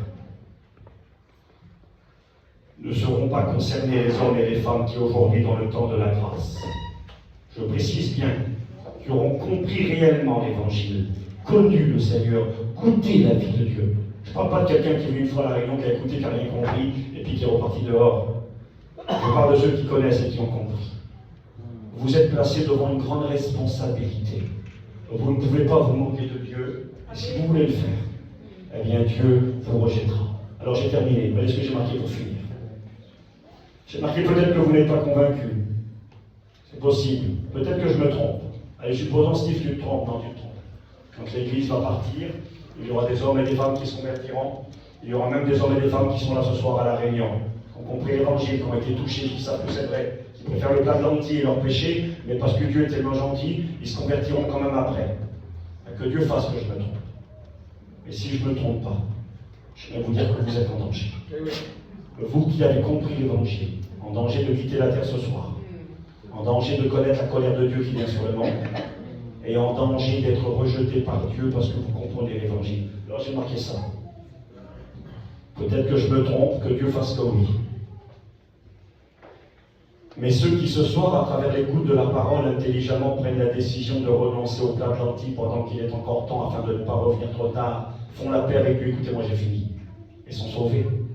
J'ai marqué ces gens-là, dans le ciel certainement, me remercient. Et on se dit merci, parce que ce soir-là j'ai compris. Tu t'étais trompé quand même, tu sais, il y a quand même des gens qui sont convertis après, que Dieu fasse. Mais je suis monté dans le train au bon moment. Je n'ai pas attendu que tout le monde s'en aille pour rester sur le quai. Je suis parti au moment opportun. Alors j'ai noté ceci, j'ai terminé. Certains vont dire que c'est un message contre les inconvertis. J'ai marqué chrétien, obéis maintenant à ce que Dieu te demande depuis longtemps et depuis plusieurs fois. Attention. Tu es un chrétien, puis Dieu nous parle depuis des semaines, des mois. Les gens qui viennent à la qui disent, mais Seigneur, tu ne me parles pas. Alors, je vais vous faire une petite confidence, il y en a 5 minutes, 3 minutes, il y a un truc que j'aime vraiment pas. Je ne sais pas s'il va laisser avec ce soir. Là. Quand à la fin de la réunion, il y a une prophétie qui se lève.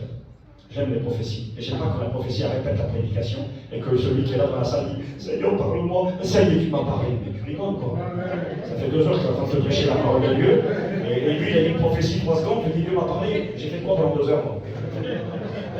C'est vrai, pas vrai? Seigneur, je voudrais que tu me parles, que tu me confirmes. Arrête. 2 heures que tu parles. De toute façon, je vais vous dire une vérité. La Bible, elle est au-dessus de la prophétie. La prophétie, des fois, c'est du charnel, des fois, c'est sentimental, des fois, c'est l'homme qui parle et c'est tout.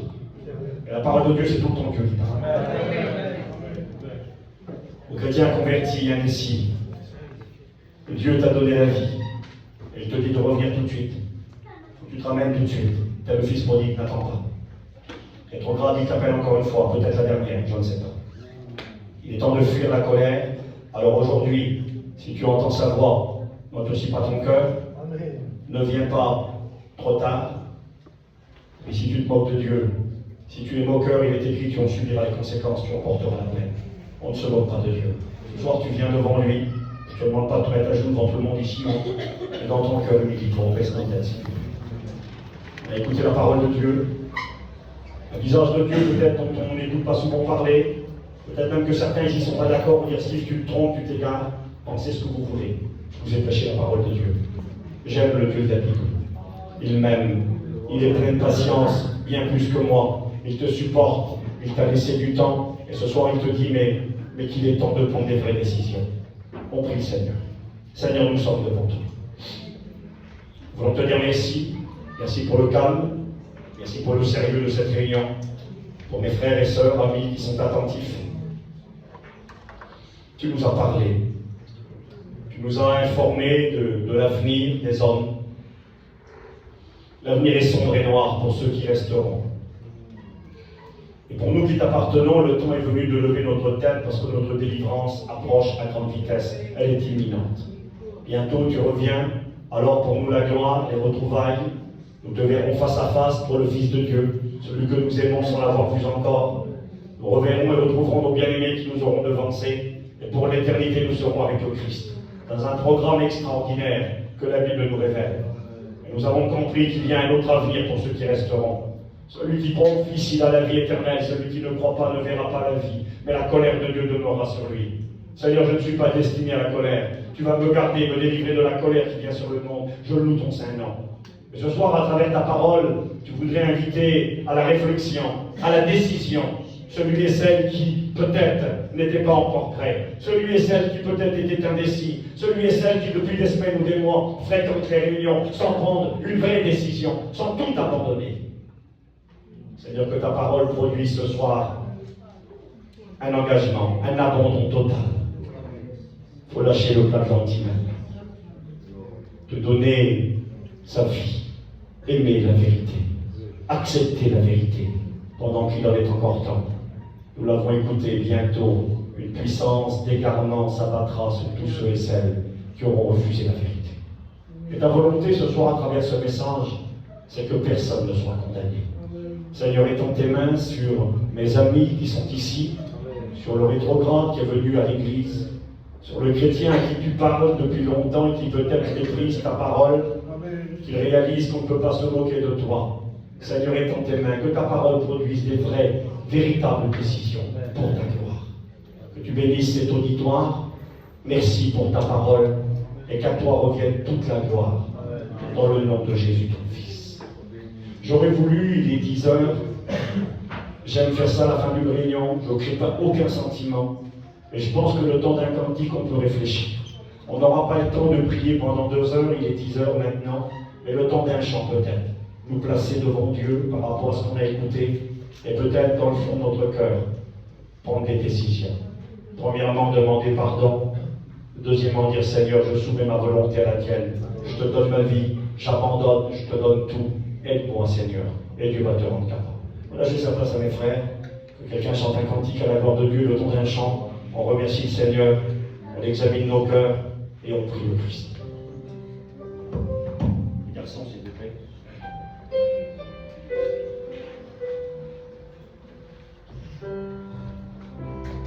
Béni soit Dieu. Prions le Seigneur, s'il vous plaît. Courbons nos fronts un instant. Jette le plat de lentilles par terre, s'il te plaît. Renonce aux choses du monde, de la terre, et prends position pour accepter les choses du ciel. Le Seigneur t'a donné encore un petit peu de temps ce soir. Est-ce que cette réunion pourrait être la dernière pour toi? Je te promets que oui. Alors ce soir, ne te moque pas, ne te moque plus du Seigneur. Soumets ta volonté à la sienne. Demande-lui pardon, abandonne-lui tout, donne-lui tout. Et il va te bénir, il va te faire grâce. Et bientôt, quand le grand départ viendra, nous partirons tous ensemble. Que Dieu vous bénisse. Priez le Seigneur.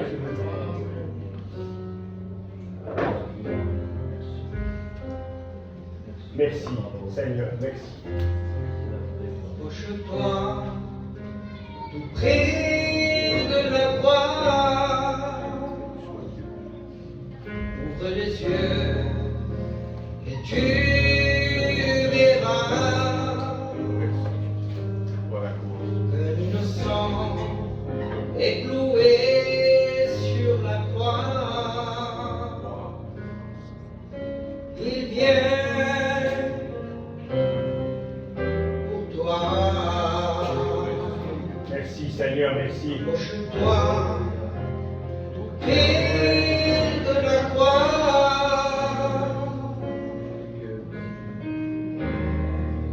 Ouvre les yeux et tu verras qu'un innocent est cloué sur la croix. Merci Dieu d'Israël, mon Père. Merci. Il vient Parce que tu nous aimes, que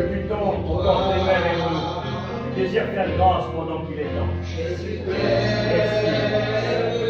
Je veux que personne ne vienne trop tard. de l'amour éternel.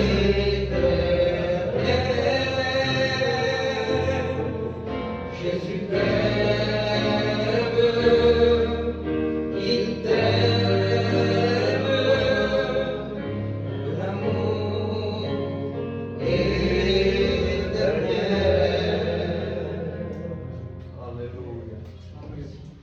Béni soit Dieu. Béni soit Dieu. Je bénis Dieu pour la réunion. Tout a été dit. Et nous voulons rester sur la parole de Dieu.